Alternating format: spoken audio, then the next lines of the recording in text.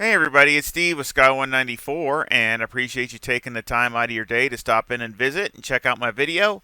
And we're just doing a setup, my first setup video here at Indianapolis, here in ACC, and I'm with the Porsche GT3R, and I think it's a good solid setup, good base setup. And a little disclaimer: I really don't um, really know what a great time is here. I mean, our race for a race setup, so I really don't know. I haven't done any races here, so basically it's just really getting the car to push it as hard as I can and see what the tire wear is, and I did a 15-minute stint with it, and see how it what the drop off is and things like that, and just really just try to get something that's really good and something that feels like you can race it, and hopefully you like it. But it's a good, really good start off as far as I'm concerned for the Porsche. Now I've run a lot of other cars here also, just kind of getting them roughed in, and it's good time for me. So again, a lot of the other cars, this is probably my personal best so far that I did in this with the Porsche compared to what I've raced with the BMW, the Huracan, the Audi, I think, about the AMGs, about 4 or 5 other cars. So again, I think it's right there for me. So again, I'll go over again since it's the first time in Indianapolis. I'll just show you some of the places where I'm using and some of the brake markers and things like that. And again, they did a great job. I mean, just look at that. I mean, just awesome job, unbelievable, as far as the track and everything. Now, out of all three, I'm not gonna lie. I mean, I like Coda and Watkins Glen for sure. This track just is kind of weird. I've never seen a pit exit as weird as this one is. This has got the craziest pit exit I've ever seen. It's just basically a 90-degree right hand turn.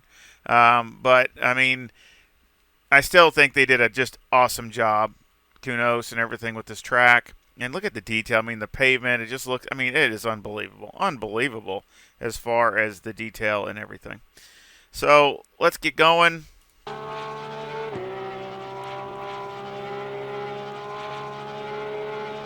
And of course, it reminds me of Coda in some certain ways. We'll talk about that. But I basically come up here and right at the 400, between the 400 and the 300. So basically, right between these two, depending upon how much brake bias you have and how fresh your tires are. But basically, between the 400 and 300. And I did start off with 62 liters. I come in and I try to do a late apex. And I come in here and, you got this sausage here, which you can, if you just barely touch it, it's not a big deal. But I really try to not hit it, that hard. Which I ran a little wide that time. And of course, then I, basically come back by and follow these through, let it drift out wide. And basically about in the middle of this curbing here is where I'm on. I just basically get on the brakes and downshift into second, turn it in. Now these curbings here don't look like they're that bad, but they will definitely upset your car. So you stay off them. You don't want to get on them. If you barely nick them, it's not the end of the world, but you definitely don't want to get all over them. I mean, you can kind of see the waves in them, and they will really upset your car. So basically, I just stay away from them. If you hit them, just try to barely hit them like that or something. That's okay. Again, you run it out wide, and in this corner, I try to be flat out, and again, try not to really hit this curb on the inside too hard. I did, and it really kind of, it won't wreck, but it definitely, you lose time. It upsets the car. If you just barely touch it, it's okay. Again, just like these other curbs. And it is kind of bumpy through. This first part of the track is really kind of bumpy. I think the Porsche is handling it extremely well, and the suspension's doing a good job with it. But in some cars are worse than others. But you can really feel the car kind of bouncing a little bit over the first half of this track. And see, I just was right next to it. And then right at the end of the curbing here, once you get past the curbing here, I'm on the brakes again in about the middle of the track. And again, I'm sure you've heard it from some other YouTubers and some other drivers that it's definitely slick through here. I mean, it's definitely got The grip is definitely not there, so you have to try to be comfortable, like trying to get the car to slide a little bit on throttle to get the car to rotate, and you really can do good doing that as far as doing time, making up time. But you basically come in. I hold it in tight here, and as I'm feeding gas, I'm trying to feed gas. You can see where I'm getting on the gas, and I'm feeding gas, and it's helping the car rotate. I can feel the back of the car trying to rotate. Because you don't want to get too aggressive in here because you need to be to the left coming off this corner. You don't want to be drifting way out here to the right, or you are dead meat for this next corner. So you need to hold this tight, whether you have to lift or whatever you need to do, so you can get a good run on this next corner here. And then basically this next corner, you can, again, hit the curb some, which I hit, and run it. You want to straighten it out and run it out as much as you can so you can get on the gas and get on the gas as early as you can. Coming up here, I'm past the 200, so basically between the 100 and the 200, depending on your fuel load and things like that, you can get a little closer to the 100. But again, it just depends, because you want to do a late apex here. There's a sausage on the corner, kind of like turn 1. Again, it kind of reminds me of Coda. And you want to do a kind of a late apex and have the back end kind of rotate around. So you can drive it in, go around, upshift, I go up to third. Now you can run over these curbs. These are fine. You can go and run over these. It's not a big deal. Run over them. Then I downshift to second. And you want to set up to the left so you can get a good run and cut across here, where you can cut across this curbing up here. You go left and basically run. You're wanting to cut this corner. So you see where the curbing is right there? You're wanting to cut this corner right off so you can get on the gas to go down this little straightaway here. So again, you do not want to go out here and be on the outside of this curb. You want to cut this curb and be on the gas. Just like that. See, I'm basically almost all the way over the curb. But I've been on full throttle, and that's legal. It's a legal lap. So, and then come through here. Now this is a real tricky corner, and I see a lot of wrecks going to happen here. This is going to be like red alert corner here, because it's very narrow, very one line. If there's no give and take, there's going to be a wreck, or you're going to run off the track and hit the arrows and stuff. This is you really got to be very conservative coming into here. I brake right before the 300. You do not want to go deep in here, because you're going to miss this corner and it'll totally mess everything up. So you really want to brake right around the 300 or just before the 300. Again, a late apex. You can barely touch the curb. Again, that's no big. You don't want to run over it, but barely touching it's no big deal. But again, in a race, I can see a lot of problems there. And then I drift over to the right and basically get on the brakes, right where these track is coming together from this other road. Basically in this area right here, I'm basically just get back on the brakes again. I downshift back into first. Now you might be able to do it in second if you can carry a good amount of speed, and maybe there's some time to be had there, but I just went down to first because it's such a tight corner. Now you can run over that curbing, and that's a lap.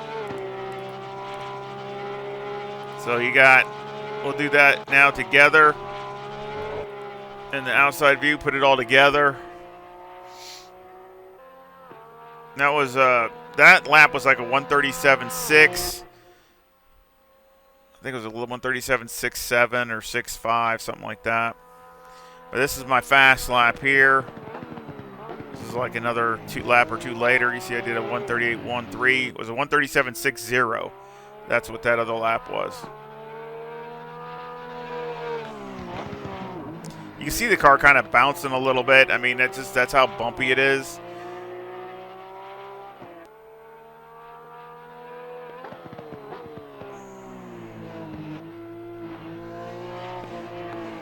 you really can feed the throttle and feel the car rotate, slide, and helping it rotate. And I really like that because you can control it.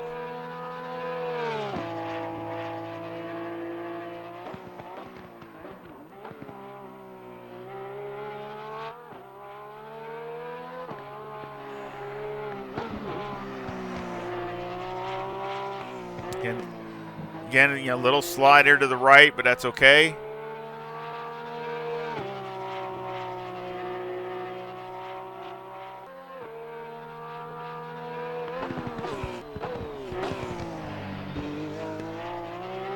Yeah, not a perfect lap, but for me, it's definitely my personal best. And again, I started with 62 liters, so now I'm down to 46 now, and I'm just now turning my personal best. So I like that. That was a 137.29. So again, I'm really happy with that. Speed is like 157, 158 down the straightaway. Not too bad. About the Porsche compared to what I've seen with some of the other cars. So again, let's go over the setup.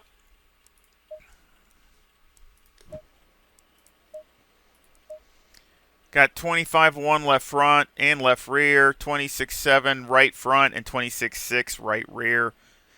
The toe is negative 0.05 with the camber at negative 3.6 and the caster at 9.6. The toe on the rear is a positive 0.1 with the camber at negative 3. Electronics are 3, 3, and 3.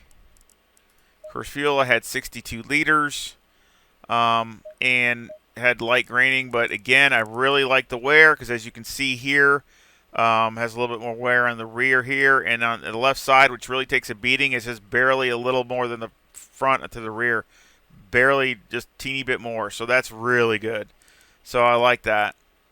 Mechanical got 3 on the INDY roll bar, 51 brake bias, 12 on the steering ratio. The springs on the front are 127,000 with a bump stop rate of 700 and a bump stop range of 4. And the springs in the rear are 193,000 with a bump stop rate of 800 and a bump stop range of 16. INDY roll bar is 3 and the preload is 60. Now, one thing I want to mention, if you feel that the car is sliding too much through the middle of the corner, like from the middle off, you might want to go down one click on the spring, okay? Go down to 187. And that will help that immensely. I wanted to push as much as I could to get that car to slide a little bit and get that finish. It's kind of like that last little finish coming off the corner. And so actually in the beginning, like the first lap or two when the tires are not up to full pressure, you have to be careful of that because the car, if you get too aggressive, you might slide a little more than you want to. So, again, you just got to keep that in mind. And if the track's fast or maybe if you just don't like that, that's what I would do, and it should stop that. But, again, I'm trying to get that last little finish at the coming off the corner so I can, get around some of these corners and kind of finish them off so I get the car pointed in the right direction. So, again, that's just the reason I'm doing that. Just wanted to explain that. Okay, shocks. We got, and I will show the Motec here. So there's the Motec from the fast lap. I think it's really good. I made a few adjustments. A few things were over 50, a few things were a little under 50. But if you look, it's a really good graph. Again, I made a few adjustments to try to bring this up on, bring these up on the bump on the rear here, bring them up a little bit, and the same on the bump on the front, just a teeny bit. But again, it's still really good. So I'm really happy with that. Just wanted to show that. So we'll go over the settings. We got 11.864 on the left front and 11.853 on the right front. On the left rear, it's 6.110.8, and on the right rear, it's 6.188. So that is from Motec, of course. Aero got 53 in the front with a 4 splitter on the front, a ride height of 70 on the rear, a 10 rear wing, and a 3 and a 3 and a brake ducts. And the front aero variation is a 2.3 to the positive. So again, you know, to be aggressive in all these tight turns, and like the first half of the track is pretty slippery. Again, I think this is a very good setup that I really like, and something raceable and you can be consistent with, and just fun. It was probably the funnest I've had driving here at Indy so far. I'm sure, hopefully, I'll get that with some of these other cars, because I really enjoy it and get them working the way I want them to work and get some halfway decent times. But I mean, this is the first one that really just seemed to click and just really felt right. And the car just did what I wanted it to do, and wanted it rotated, at the pace I wanted it to rotate at, and just all those kinds of things. And on the brakes, it was good, and it really just checked the boxes. So I appreciate it. I hope you give me a like and subscribe, and I hope you enjoyed the video. First, I know it's just a setup video, but again, I mean, hopefully Indy will have some good races at Indy. And again, I'll have a link for the setup in the description. And of course, I have a PayPal link in the description also if you want to help support the channel that way. And thank you to everybody that supports the channel, whether it's watching, liking, subscribing, all that support. And I appreciate it. And I just want to say thank you very much. And I hope you come back and visit again. See ya.